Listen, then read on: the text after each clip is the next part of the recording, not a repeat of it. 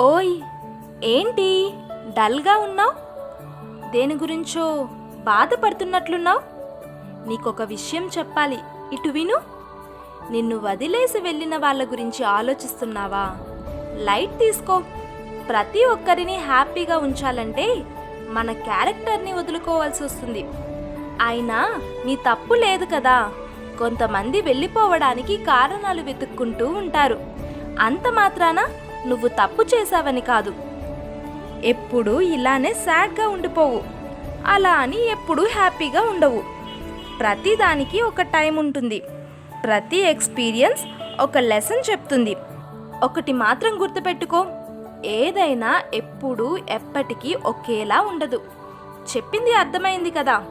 Stress feel అవ్వకు, ఓవర్గా think చేయకు. అన్నీ అవే సెట్ అవుతాయి. మరి ఇప్పుడు ఒకసారి నవ్వు.